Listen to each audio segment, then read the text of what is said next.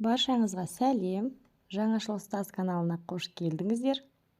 Бүгін сіздерді керемет платформамен таныстырғым келіп тұр. Бұл Genially платформасы. Мүмкін естіген де боларсыздар. Бұл платформамен не істей аласыздар?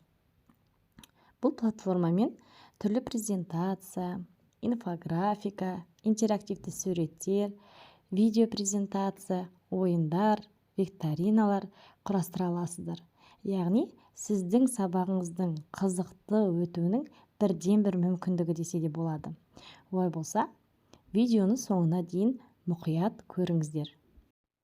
Байқасаңыздар, платформада презентацияның неше түрлі үлгілерін көруге болады. Сонымен қатар бұнда мыңдыға жуық шаблондар бар десе де болады.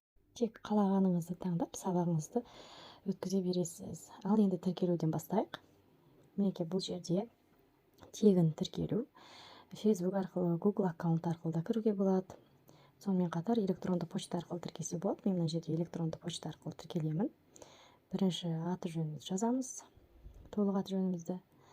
Одан кейін электронды почтамызды көрсетеміз. Сосын пароль ойлауымыз керек.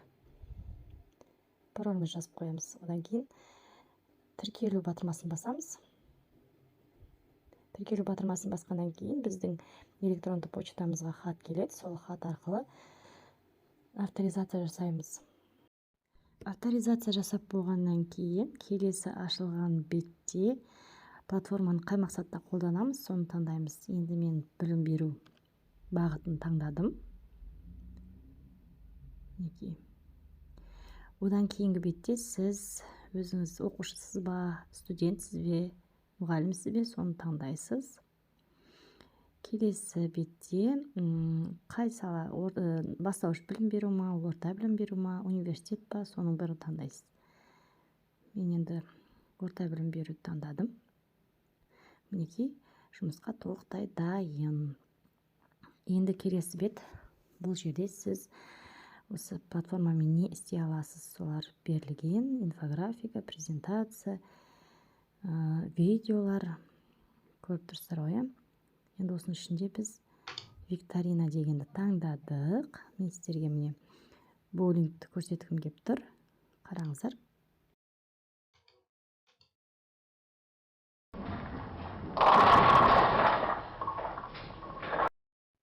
Оқушылар үшін мұндай тапсырманың өте қызықты болатыны сөзсіз. Енді сіздерге қазір осыны қалай жасау керегін көрсетейін.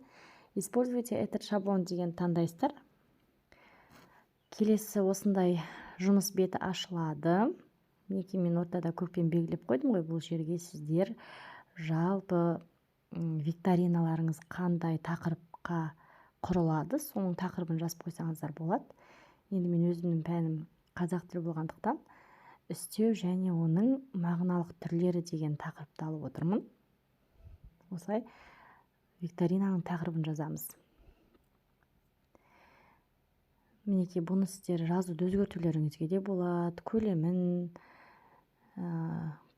барлығын осылай әдемілеп өзгертіп ыңғайларыңызға келтіріп алсаңыздар болады. Түсін де өзгертесіздер. Мінекей мен көрінетіндей қылып алдым. Енді мына жерде квиз деп тұр ғой, бұл жерге сіздер викторина деп жазып қойсаңыздар болады. Немесе мүлдем алып тастасаңыздар да болады. Мен бұны алып тастаймын. Енді астында міне старт деп тұр ғой, бұл жерге сіздер өздеріңіз бастау деп немесе басқа да жазсаңыздар болады. Мен бастау деп жазып қойдым. Баста деп. Келесі екінші бет. Осылайша жүйелі сұрақтарды жазып қоя бересіздер. Мен бұл жерге бірінші сұрақты жазайын қазір. Мінекей үстеу мағынасына қарай нешеге бөлінеді? Мінекей осылай сұрақты қойдым. Енді бұна жерде right answer деген жер, бұл жер дұрыс жауапты қоюымыз керек. Wrong деген енді ол қате жауаптарды. Дұрыс жауапты жерге жазамыз, белгілейміз. Қалған екеуіне қате жауаптарды белгілейміз, жазып қоямыз. Енді келесі бет, егер оқушы дұрыс жауап берген жағдайда, оған мадақтау сөз айтуымыз керек болады ғой. Мен мына жерге қазір жазып қоямын. Қараңыздар, өзгертуімізге болады. Мен бұл жерге өте тамаша деп жазғым келіп тұр. Керемет, жарайсың, тамаша деп қалауларыңызша жазуға болады. Ал енді астында next question деген жерге өздеріңіз келесі сұрақ деп жазыңыздар. Осы батырманы басу арқылы оқушы келесі сұраққа өтіп отырады. Барлық сұрақтарды осылай құрастырып болғаннан кейін, егер бала дұрыс жауап берген жағдайда қай бетке өтеді дегенді белгілеуге болады. Мысалға теріс жауапты берген кезде, міне басында көрсетіліп тұр go to, жаңа 12-ші бет, 13-ші бет немесе келесі бет деген секілді. Мен бұл жерде 12-ші бетті белгіледім. Мінекей 12-ші бетті алдым. 12-ші бетте не бар бұл жерде? Яғни дұрыс жауап емес болған кезде 12-ші бетке өтеді бірден. Енді мынау жерге сіз жазып қоясыз. Дұрыс емес деп. Бұл өзіміздің жаңағы PowerPoint-та слайд жасаған кезде біз гиперссылка арқылы жасаймыз ғой. Бұл да дәл сондай бағдарлама, тек дайын күйінде келген барлығы. Сіз тек қалауыңызша мәліметтеріңізді өзгертіп отырасыз. Мінекей, дұрыс емес деп белгіледім. Енді астына қайтадан бастау деп немесе тағы байқап көр деген секілді жазып қойсаңыз, осы батырманы басады да бала сұраққа қайтадан өтеді. Мінекей, осылай көрдіңіз бе, go back деп тұр ғой. Сонда бұл бағдарлама қойып қойған, яғни сіз осы батырманы басқан кезде бірден артқы сұраққа, жаңағы өте алмай қалған, жауап бере алмай қалған сұрағыңызға қайтадан өтесіз. Бұдан кейін де міне бірнеше сұрақтар құрастырдым. Жаңағы жоғарыда айтқандай, әр сұрақтан кейінгі бетке дұрыс жауап берген жағдайда керемет, жарайсың деп қойсаңыздар болады. Мына жерде next page деп тұр ғой. Яғни келесі сұрақ деген жазып қоясыздар да бағдарлама келесі сұраққа өткізеді.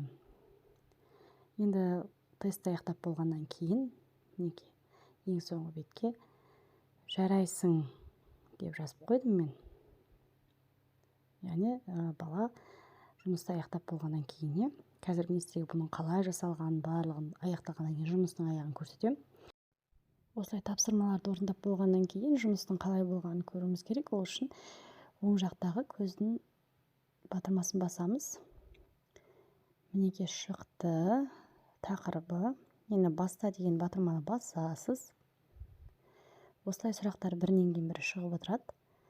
Егер оқушы дұрыс жауап берген жағдайда, мінекей өте тамаша деген жазуымыз шықты, бағана өзіміз қойған. Келесі сұрақ деп басып, екінші сұраққа өтеміз. Егер жаңағы оқушы дұрыс жауап бермеген жағдайда, біз бағана көрсетіп кеттім, 12-ші бетке сілтеме жасап қойдым. Оның барлығы бағдарламада дайын тұр, тек сіздер өздеріңіздің тапсырмаларыңызды қойсаңыздар болды. Дұрыс емес деп шықты жаңа. Осылайша қызықты тапсырмаларды аз уақыттың ішінде құрастыруға болады. Енді осы дайын тапсырмамен қалай бөлісуге болады? 21 тапсырманың тақырыбын қойып аламыз. Ол үшін present батырмасын басасыздар. Ашылған бетте, мінекей қараңыздар, ағылшын тілінде тұр ғой. Сіздер оны тінтөрдің оң жақ батырмасын басып, перевести страницу деген таңдайсыздар да өздеріңіз орыс тіліне ауыстырып алсаңыздар болады. Мінекей ауысты. Енді осы жерде заголовок деген жерге сіздер жаңағы тапсырмаларыңыздың атын жазасыздар. Мен жазып қоямын.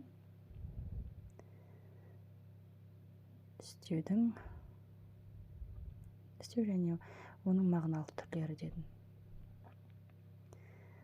Енді описание деген жерге қысқаша ғана түсінік беріп өтсеңіздер болады. Тапсырма не туралы, қандай сұрақтар қамтылады деген секілді. Мінекей все готово деген батырманы басамыз. Тақырыбы барлығы дайын болды. Енді не көрдіңіздер ғой? Тақырыбы барлығы дайын. Енді осы сілтемелерді қалай бөлсеміз? Мінекей сілтеме тұр, оны копировать дегенді басасыздар. Буну немесе жогору жакта көрсөтүлүп тур, электрондук почталарыңызга жиберсеңиздер болот. Азыр кайтадан көчүрейин.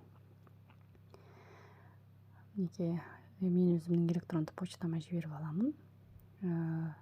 Әлеуметтик желилерге де бөлүшсөңүздөр болот. Facebook, Pinterest, Twitter, көрдүңүздөр го, э?